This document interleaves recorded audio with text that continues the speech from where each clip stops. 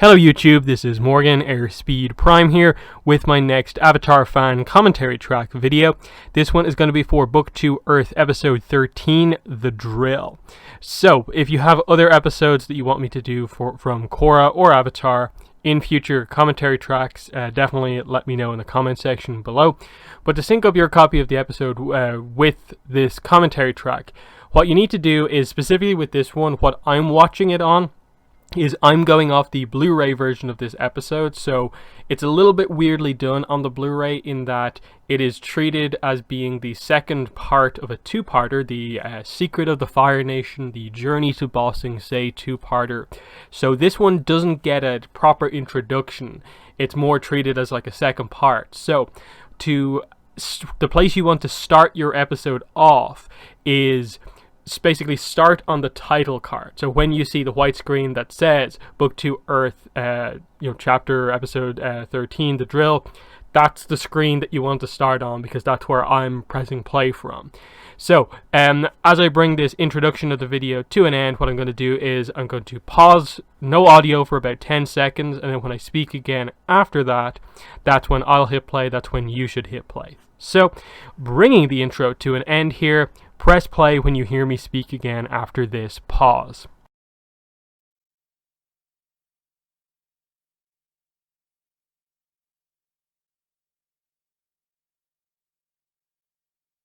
Okay, so here we are with The Drill. Obviously on the Blu-ray this is considered as part of a two-parter, and depending on where you are, again, it is considered part of a two-parter, the Secret of the Fire Nation or Journey to Ba Sing Se two-parter, which I suppose is part of what links into why I have a few problems with this episode. I don't rate this one super highly. I believe it's within my bottom 10 of episodes, which may seem kind of crazy, like there's some great action in this episode, it's kind of a big plot point. My issue with this episode is, in a way, because it is actually such a big plot point. This drill is the thing of note. It is the secret of the Fire Nation that we've been teasing for the last little bit here. It is threatening the walls here. That the same level of threat that Iroh's 600-day siege of Ba Sing Se brought, and this is that via technology. And I don't think the episode treats it as serious as it should be. Like, I appreciate you have Warminster Kin here, you have Ozai's Angels, so it's the sort of Fire Nation sort of military technology aspect. You have Azula there, it adds some weight to it. They have backup tanks on the sides.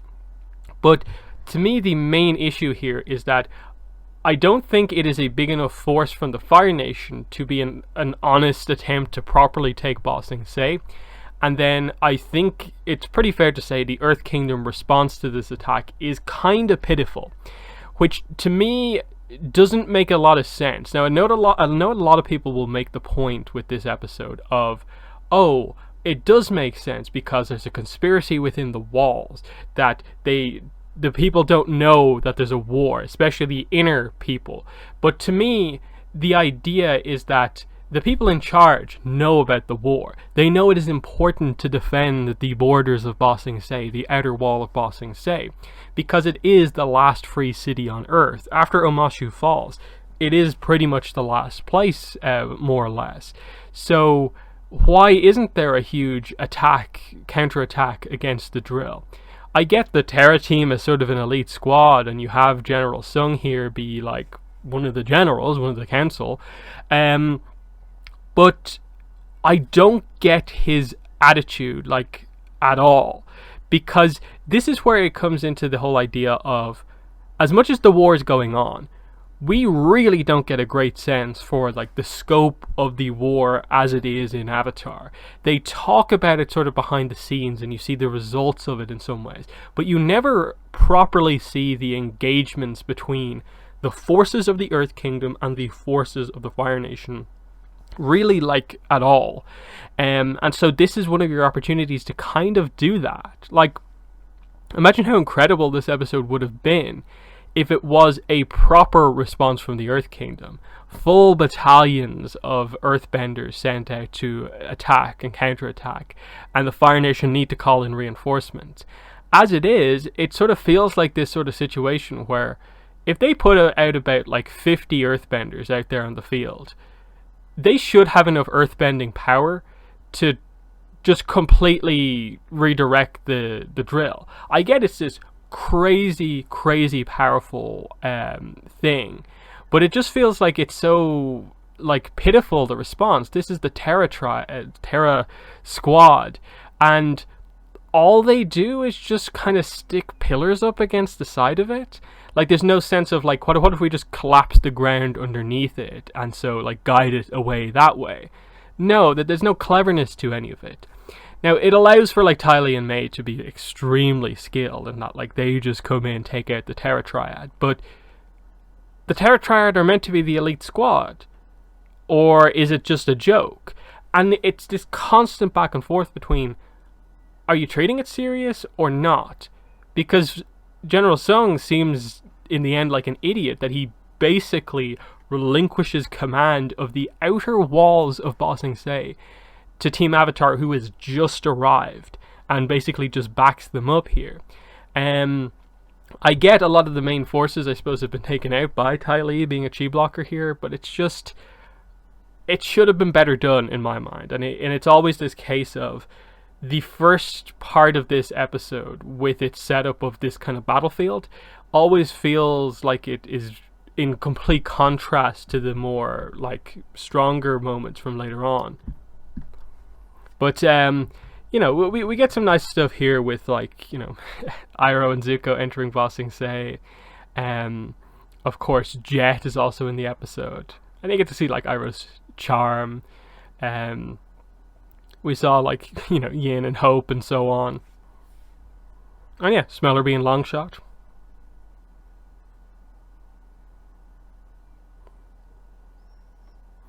And yeah, Smellerbee and Longshot kind of don't want to do the freedom fighter kind of rebel thing anymore. I love that idea of that's just that like a look from Longshot, because he never speaks. They know what that means. There's more of a sense of, you know, kind of healing. You know, it's not a perfect kind of solution to chi blocking. Chi blocking just sort of wears off over time, and there's only so much you can do just with, even with a healer around.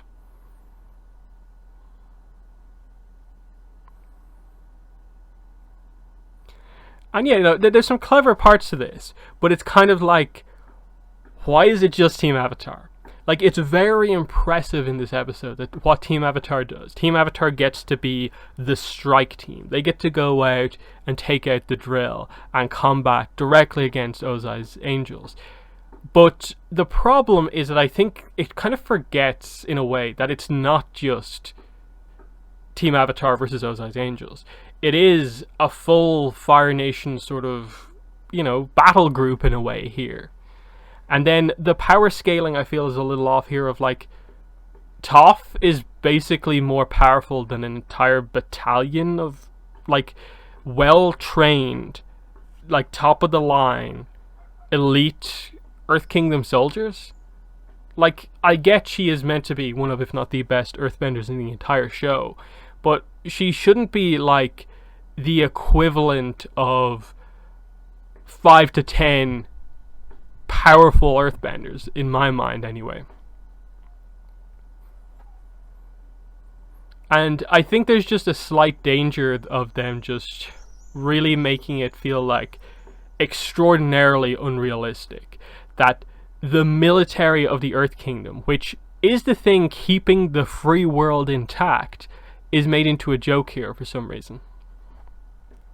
It has fantastic moments, this episode, don't get me wrong, but I always find it difficult to just like comprehend how they got it wrong in a way like this.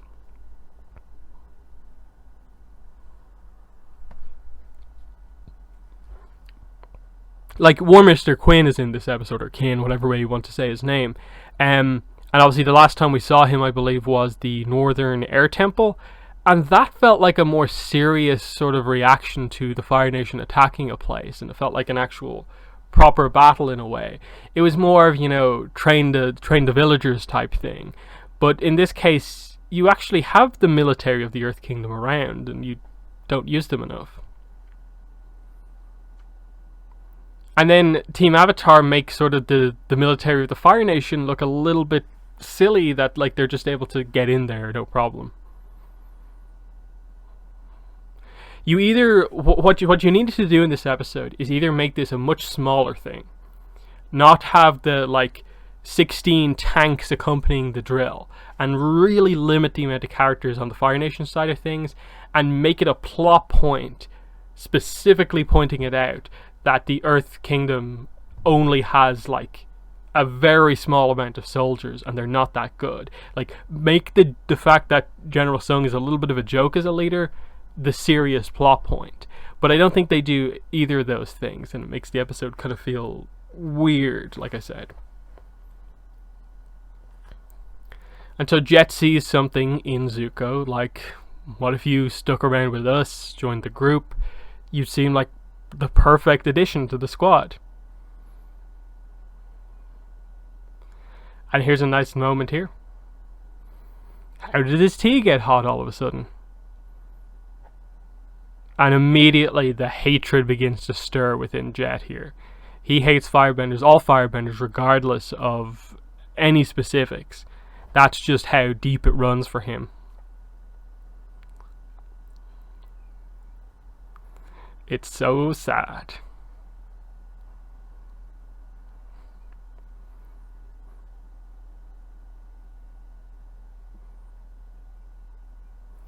Like, this ends up becoming a pretty important plot point later on, of course.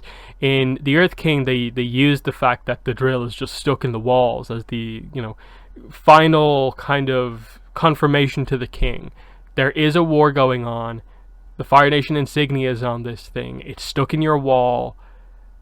What we're saying is true. Long Feng is keeping this from you.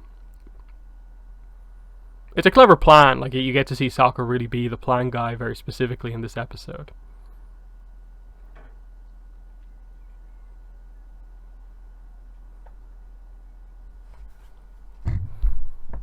But the amount of effort and time.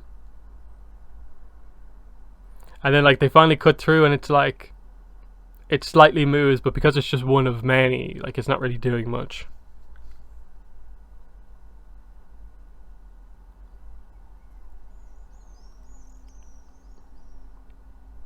And I think it kind of is just one of those plot points where you were sort of stuck either way. You wanted to do this very clever solution on the inside, so that means you can't actually do really any damage to it on the outside, so you just by default sort of locked yourself into this situation where, like, you made this kind of invulnerable thing.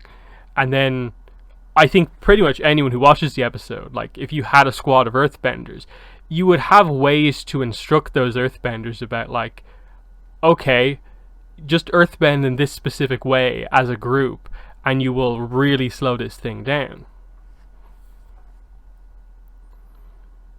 As I said, my, I suppose, approach would more be, in front of the drill, before it makes contact with the wall, make huge deep trenches in front of it. And if you, I suppose, angle those trenches enough, you'll sort of, like, basically make the drill do a turn or something like that.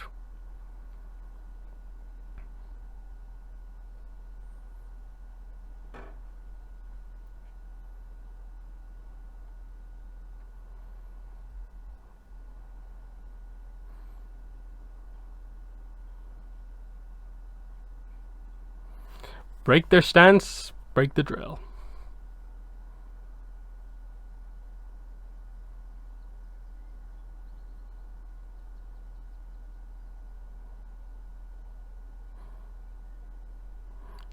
Like, it's definitely a good plan, but it is this weird situation where in the second half of the episode, you're just kind of like, as no one noticed what's been going on. Like, it's just like, it feels weird that, like, there are just these huge periods of time where, like, the people on the walls aren't really doing anything. Like, Sung is just chuck rocks down at it. Like, that's not going to do anything. It doesn't actually get any of the soldiers into action.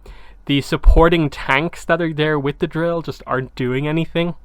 In that, realistically, you probably should have those tanks getting on board with the drill. And I get they snuck on board, but there should be, like, a little bit more of a sense of the tactics going on here. It's a little bit overly simplistic in my mind. But it builds to some nice conflict here.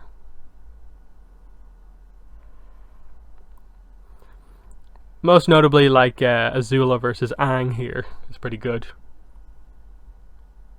The weird dynamic between Sokka and Ty Lee that they address a few times.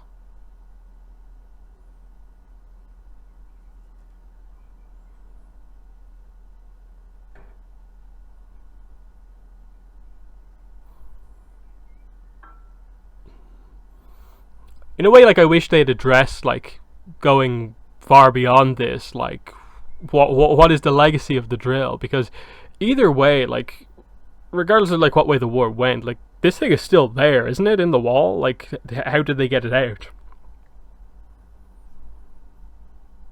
Like, is it being used for anything right now? Where is the drill? Because it's one of those things where, like, there's no way to just, like, realistically just destroy it for good, just with leaving it where it is. The Slurry Pipe. So Ty Lee gets straight in there because, like, Azula asked me to do it, so I'm going to do it. But it highlights immediately, like, that May has always had this sense of, like, I don't really care if Azula gives out to me for this. Like, I'm just going to stick back. I'm not getting myself messy going into this, like, slurry of, like, water and earth. And everyone gets kind of ruined in this except May.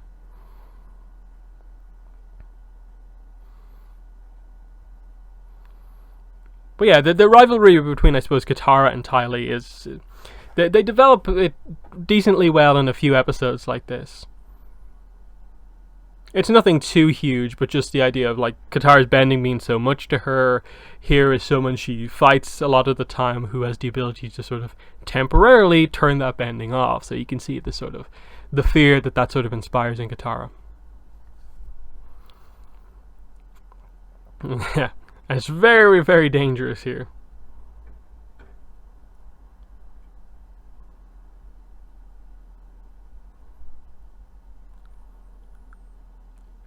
It's just so, like, ineffective. Like, it's not really doing anything. And surely they're just damaging the wall even more doing that as well. Just, like, where's all those rocks coming from?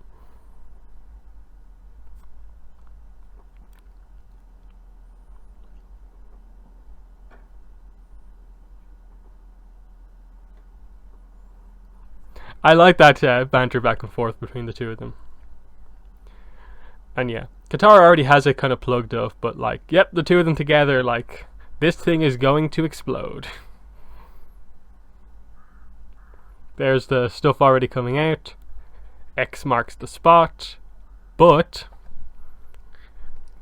oh, tease of metal bending. Episodes before it's introduced. And here we go. Big fight here. Sort of prodigal airbender versus prodigal firebender. And it's a nice match between two sort of young masters.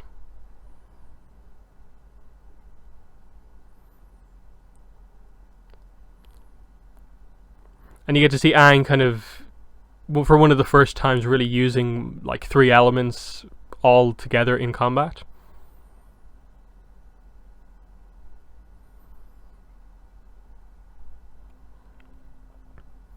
Yeah, it's pretty good. Just definitely very good choreography here.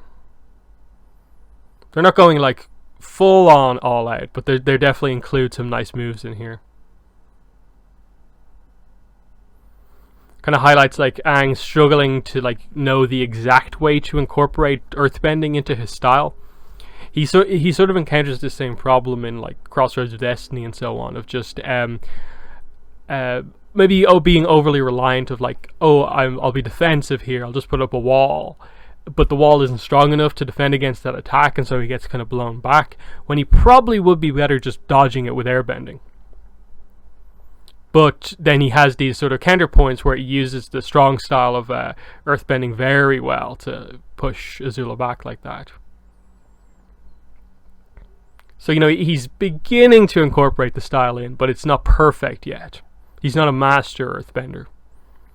But yeah, this interrupts the fight. They both sort of got the advantage over each other, like, once. But yeah. I like the animation of just, how just slippery that makes it. This pretty much puts Azula out of action. She's barely hanging on. But Aang, with airbending, and also Momo, gets himself back up.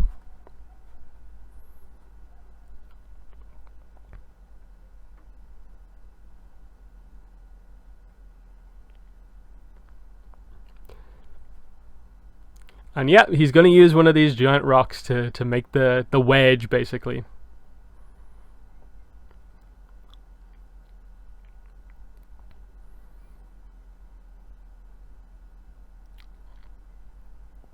With the idea just being that, hammer this nail in and the whole thing is just going to come down. I love the sense of momentum here, definitely, and airbending his way up the wall, right up to the apex, and then just, turning it around and just full speed. He accelerates down the wall, plus gravity, and just delivers one of the more powerful bending attacks we've ever seen. Look how effortlessly Azula's attack is blown back, as well as the violence the violence of the impact against Azula as she is sent flying back. Look at the amount of ground she covered there. Imagine she hit one of those kind of vents as she went by there. She'd be gone there. And there's definitely a great sense of impact here right at the end of just that attack just tore this thing apart, basically.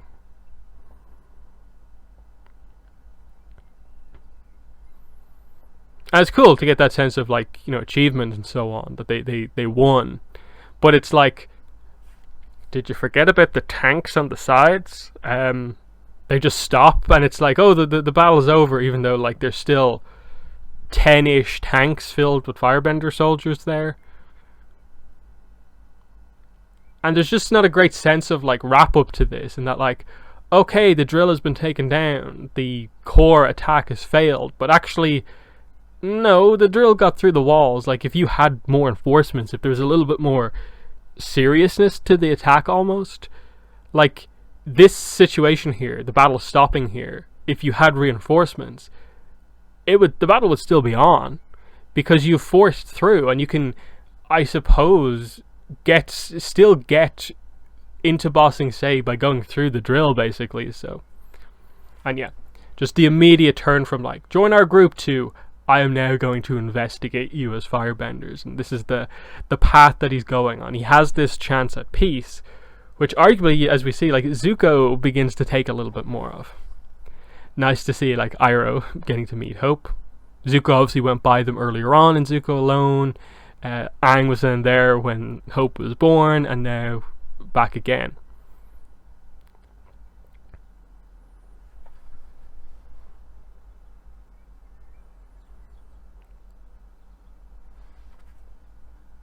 And yeah, Team Avatar mentioned.